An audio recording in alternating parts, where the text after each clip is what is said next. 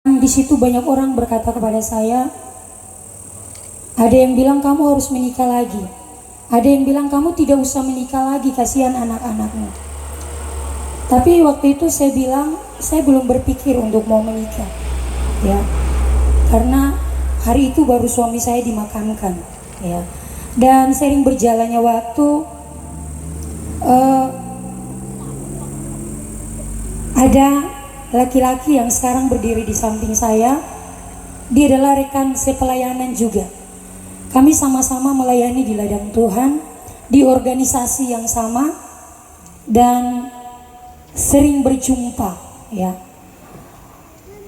Dan kenapa saya bisa menerima dia untuk menjadi papa dari anak-anak saya? Karena laki-laki ini berbeda dengan laki-laki pada umumnya ketika mengatakan cinta kepada wanita. Laki-laki ini yang di samping saya, dia berkata kepada saya, waktu itu dia panggil saya tante, ya. Itu sapaan bagi hamba-hamba Tuhan, ya. Dan mungkin dia berpikir umurnya jauh dari saya. Dia bilang begini, tante, saya mau ngomong sesuatu, tapi jangan marah ya. Dia bilang begitu. Dan saya bilang begini, silakan, kalau itu hal yang baik, saya tidak akan marah. Tapi kalau tidak baik ya pasti saya marah, ya. Dan dia bilang begini, bolehkah saya menjadi bapak dari Holly dan Queen? Kalau pria pada umumnya mereka pasti bilang, aku mencintai kamu. Dan bukan hanya pria di samping saya yang ini, tapi ada beberapa pria yang mencoba mendekati saya semenjak kepergian suami saya. Dan bahasanya sama, saya mencintai kamu dan begini, begini, dan begitu. Tapi hanya satu pria ini dengan kata-kata yang bukan mencintai saya, tapi bolehkah saya menjadi bapak dari Holly dan Queen? Kata-kata ini membuat saya, wih, kok lain ya orangnya. Tapi saya tidak langsung bilang, oh ya, saya terima, tidak. Saya bilang kepada dia, saya punya begitu banyak tanggung jawab untuk keluarga saya di NTT. Yang mereka harapkan adalah saya. Bahkan keluarga dari almarhum suami saya, mereka sudah menganggap saya anak, dan mereka juga mengharapkan saya. Ketika kamu ingin dengan saya, maukah kamu ambil tanggung jawab itu? Ketika kamu ingin bersama saya, maka tanggung jawabmu bukan hanya saya dan anak-anak saya, tapi sudah banyak keluarga di NTT, di Rote, keluarga di Semau, ditambah keluargamu, maka ada begitu banyak tanggung jawab. Karena saya seorang pribadi yang bukan hidup untuk diri sendiri, ya. Selama hidup saya berjuang, ya, bekerja dalam pelayanan, bukan untuk diri saya sendiri, tapi untuk kebahagiaan banyak orang. Sehingga saya lepas kepergian suami saya sebenarnya tidak berpikir untuk menikah, dan itu saya sampaikan kepada dia.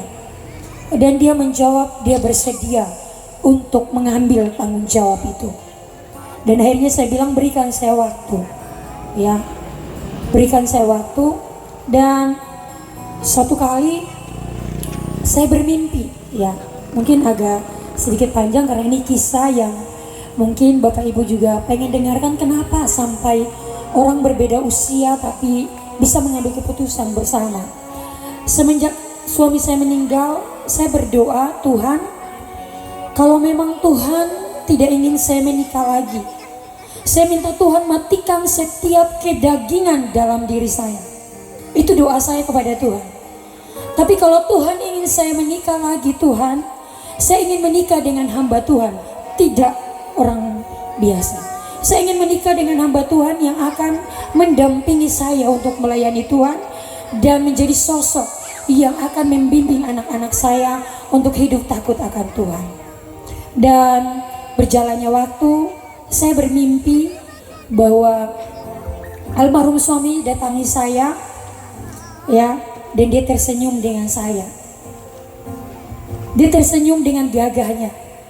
Setelah itu, laki-laki di samping saya ini, dia datang dan dia berdiri di tempat yang sama di mana almarhum suami saya berdiri di kamar kami, dan dia juga tersenyum kepada saya tanpa kata-kata, hanya tersenyum. Kemudian ketika dia mengungkapkan perasaannya, dan mimpi saya itu tidak pernah saya ceritakan kepada siapapun, hanya saya sendiri yang pegang. Tetapi saya bilang, kenapa kamu bisa berpikir seperti itu untuk kamu mau dengan saya? Sejak kapan perasaan itu ada? Lalu dia bilang, dia mimpi saya datang dalam tidur dia dan tersenyum tanpa ada kata-kata. Dari situ saya mulai berpikir, kok bisa sama? Mimpi saya ini tidak pernah saya ceritakan kepada siapapun. Tapi kok saya bisa hadir dalam mimpi dia, saya tersenyum kepada dia. Sama dengan suami saya hadir dalam mimpi saya tersenyum, kemudian berganti dengan dia datang dan tersenyum tersenyum kepada saya tanpa kata-kata. Akhirnya dari situ saya bilang, saya berikan jawaban kepada dia, oke, kita jalani dulu. Kita jalani dulu. Kalau memang sudah cocok, baru kita ke hubungan, ke jenjang yang lebih serius.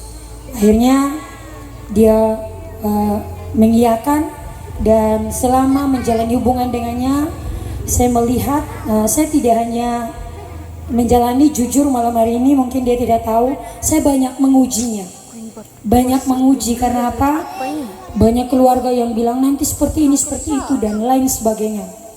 Saya mengujinya dengan uang, menguji